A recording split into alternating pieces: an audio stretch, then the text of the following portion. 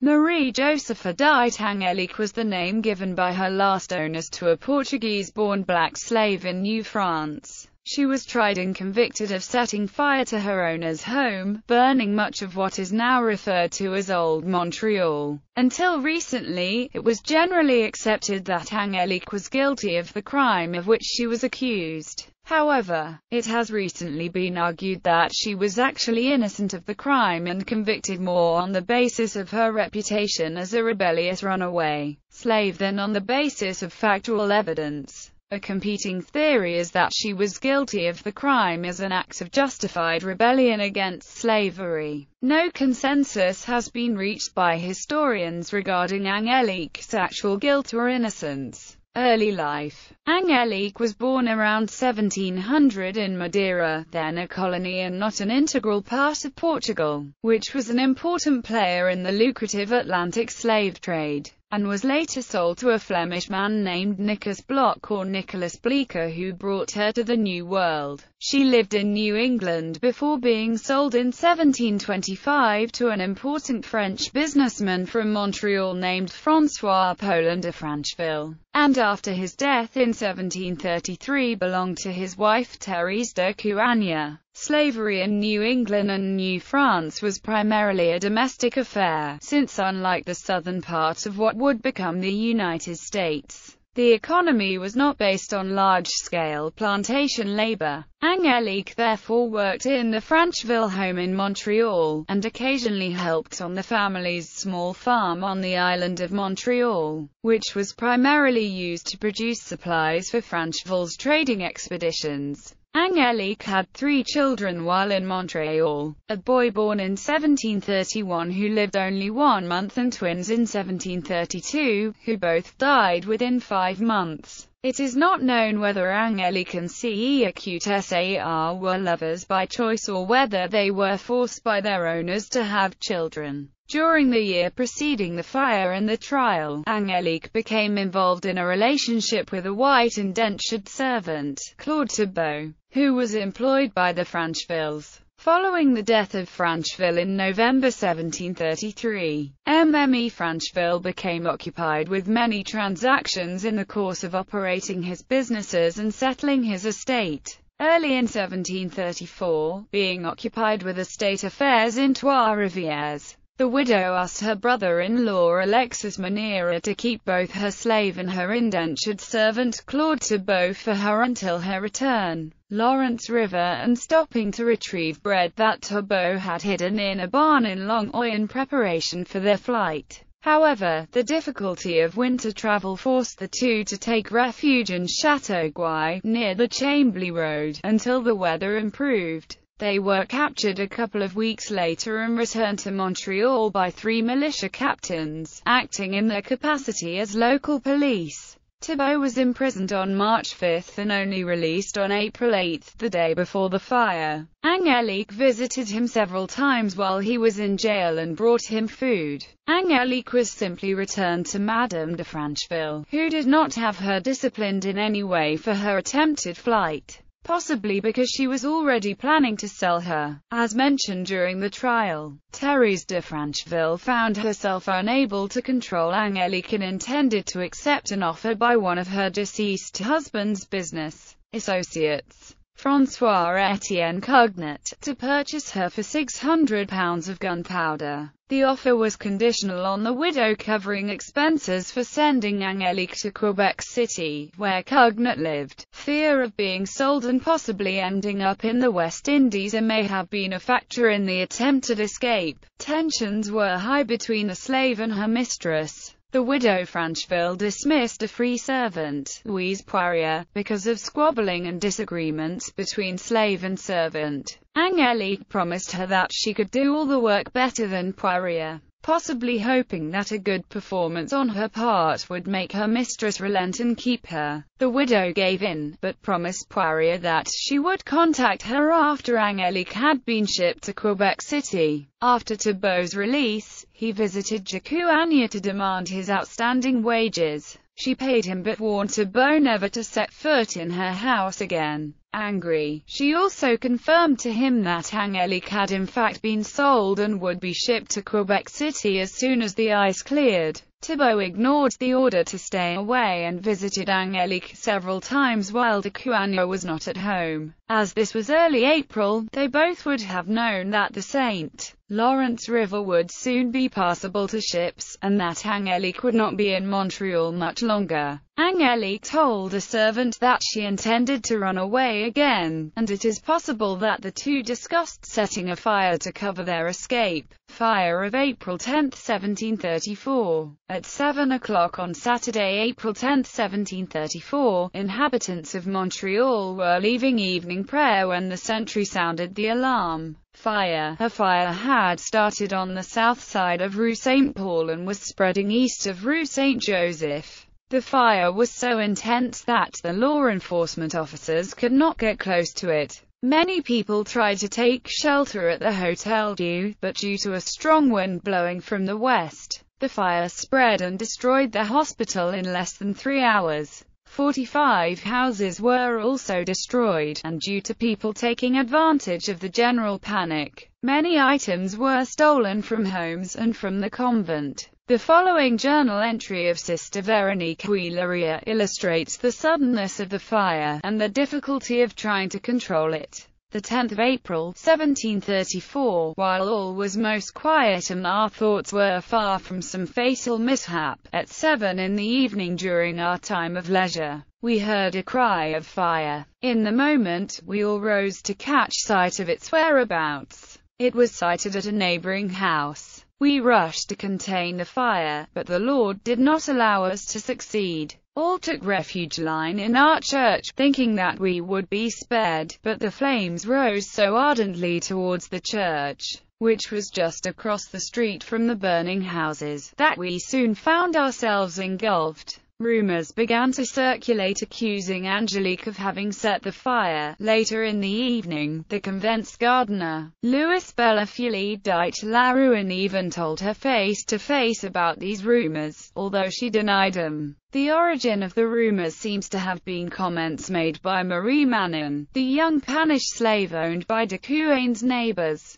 the Berry des Essarts, who claimed she had heard Angélique saying that her mistress would not sleep in her house that night. By the time the fire had gone out, popular opinion held that Angélique had set the fire. She was found in the garden of the paupers of the Hotel Dieu and taken to the king's jails to wait for a formal charge to be filed against her. A warrant was also issued later for Thibault, but although he was seen again on the Tuesday morning following the fire, by the time the bailiffs set out to arrest him he had disappeared and was never seen again in New France. Trial and execution. Angélique was charged and tried. French law at the time allowed a suspect to be arrested based on public knowledge, when the community agreed that a suspect was guilty. Over the next 6 weeks, the prosecution called a large number of witnesses, none of whom testified to have seen Angélique set the fire, but all of whom claimed they were certain that she had done it. They also testified at length as to Angélique's character as a badly behaved slave who often spoke back to her owners. However, no solid evidence was presented as to her culpability. Frustrated by the lack of sufficient evidence to condemn Angélique, the prosecution contemplated asking for permission to apply torture prior to a definitive judgment, a highly unusual procedure which was rarely allowed in New France. Fortunately for the prosecutor and unfortunately for Angélique, an eyewitness suddenly appeared. The 5-year-old daughter of Alexis Menier, Aimable, testified that she had seen Angélique carrying a shovel full of coals up to the attic of the house on the afternoon the fire started. This evidence finally allowed the prosecutor to close his case, and the judge and the 4 commissioners he summoned to participate in the sentence all concurred that Angélique was guilty. Beaugrand Champagne points out that no one questioned why it took so long for Aimable to come forward in a city where the fire and the trial would have been widely discussed. She attributes this willingness to credit the little girl's testimony to the fact that too many people had lost too much, and a scapegoat was necessary. The sentence included the following instructions: and everything considered, we have declared the said accused, Marie Joseph Angélique, sufficiently guilty and convicted of having set fire to the house of Dame Francheville, causing the burning of a portion of the city, in reparation for which we have condemned her to make honorable amends, disrobed, a noose around her neck, and carrying in her hands a flaming torch weighing 2 pounds, before the main door and entrance of the parish church of this city, where she will be taken and led by the executioner of the High Court, in a tumbril used for garbage, with an inscription front and back, with the word incendiary, and there, bareheaded, and on her knees, will declare that she maliciously set the fire and caused the said burning, for which she repents and asks forgiveness from the Crown and Court, and this done, will have her fist severed on a stake erected in front of the said church, following which,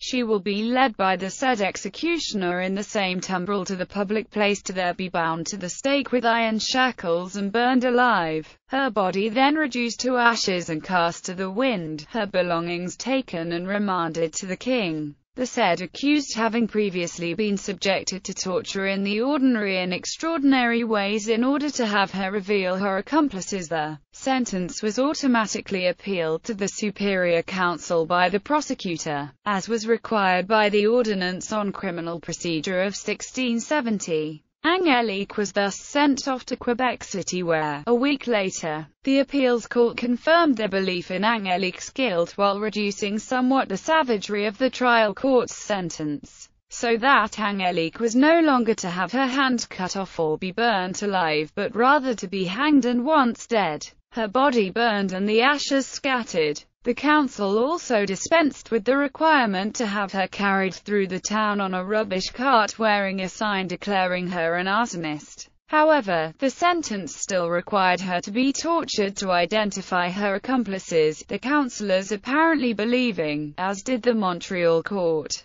that Angélique had not acted alone, especially as Thibault had disappeared a couple of days after the fire and never been found. This type of torture was called the question préalable and aimed at making the convicted criminal confess or denounce any possible accomplices, or both. A few days later, the prisoner was back in Montreal, and on June 21, the court proceeded to read the revised sentence to her and prepare her for the question. Angélique steadfastly refused to confess or name any accomplices, even faced with the boot, an instrument of torture consisting of an assemblage of wooden planks bound to the prisoner's legs. The judge then instructed the colony's executioner and master of torture, a black slave named Mathieu Leveille, to apply the question ordinaire. Angélique broke almost immediately and confessed her guilt, but still maintained that she had acted alone. The judge ordered the question extraordinaire, and Angélique, while repeating that she and she alone had set the fire, begged the court to end her misery and hang her. On the afternoon of the same day, Angélique was taken one last time through the streets of Montreal and, after the stop at the church for her amender honorable, mounted a scaffold facing the ruins of the buildings destroyed by the fire, and there was hanged, then strangled until dead, her body flung into the fire and the ashes scattered in the wind. Conflicting interpretations. The historiography of Angélique's story is not extensive, as only a few professional historians have looked at her case until quite recently, and most of the older work dealt with her superficially and rapidly, in a paragraph or page or two, as part of larger works on slavery or crime in New France. The older works all agreed with the opinion of the judges. Angélique set the fire to revenge herself on her owner. However, the first full-length non-fictional account of her trial, written by Denise Beaugrand-Champagne and published in Quebec in French in 2004, was also the first serious study to use all the trial records. The author sets out to present the documents in detail, to question the court proceedings and to present all the possible culprits. She concludes that the fire was most likely accidental, the result of poorly cleaned chimneys and a cook fire in the neighboring house, a cook fire manned by Marie Manon, the young Spanish slave who started the rumors about Angélique having said that her owner would not sleep in her bed. In this interpretation, Marie Manon, who could have been severely punished by her owners had she been implicated in accidentally causing the fire, had plenty of motivation for diverting suspicion elsewhere. Beaugrand-Champagne believes that the authorities, under pressure by an enraged population looking for a scapegoat for their troubles, took the easy way out and condemned Angélique more on the basis of her independent and outspoken character than on any genuine evidence. 2 years later, AFUA Cooper published a book on Angélique in English, which champions the thesis that Angélique did start the 1734 fire, as a justified rebellion against her owner and as a cover for an escape attempt. Cooper's book also spends a great deal of time criticizing white Canadians for what she sees as trying to downplay or deny the reality of slavery in Canada's past. She claims that the transcript of Angélique's trial can be seen as the first slave narrative in the New World. A comparative critical review by Evelyn Collish finds Beaugrand-Champagne's work to be more trustworthy, while pointing out some serious flaws in Cooper's methodology. Collish characterizes Cooper's book as un texte qui s'est situé à mi-chemin entre le roman historique et le essai journalistique anti-esclavagiste. No consensus has been reached by the modern historical community on Angélique's guilt or innocence, since the prosecution at her trial did not meet their burden of proof by today's standards. It is impossible to know for sure whether she was guilty. Fortunately, the exceptional wealth of detail afforded by the trial transcripts, as well as a great deal of important contextual documentation, including both secondary and primary sources, is now readily available to everyone in English translation, on the web, via the pedagogical site. The original French manuscripts are available on the website of Bibliothèque et Archives Nationales du Québec via the database PISTARD. Regardless of whether Angélique was innocent or guilty, her story provided more insight on the conditions of slavery in Canada. While her life may have indeed been difficult, the testimonies of her day-to-day activities during the trial reveal that she did have some autonomy. For instance, she was allowed to walk around the town on her own. She also interacted frequently with white servants, whose conditions seemed to be no better than her own. This version of slavery was very different from that of the southern United States, as there was no simple dichotomy between black and white. Rather, there only seemed to be different states of unfreedom, which included engaged servants, apprentices, soldiers, and panish. Legacy. Angélique's dramatic story has inspired several novels, plays and poems or songs about her. 1. The play Angélique by Lorena Gale, loosely based on an unpublished translation of the trial transcripts by Denise Beaugrand-Champagne, won the 1995 Du Maurier National Playwriting Competition in Canada. Angélique appears almost as a legendary figure, and parts of her story have taken on a life of their own in countries such as Haiti, where, irrespective of documentary evidence, the tale that she was burnt alive with her hand cut off is still told, as if the original sentence had not been reduced. Cooper's book rallies the opinions of other contemporary black authors, such as the poet George Eliot Clarke, who wrote her preface. Such authors see her as an immortal avatar of liberation, and prefer, naturally, to see her as an active rebel rather than a victim of a miscarriage of justice. Others, like Beaugrand-Champagne, find her just as inspiring as an exceptional, outspoken, independent-minded woman, who fought for her freedom and her life with courage and wit, against formidable odds, and in spite of a society that expected submission from women, especially if they were also black and slaves. In 2012, a public square in Montreal, facing City Hall, was named Place Marie-Joseph Angélique.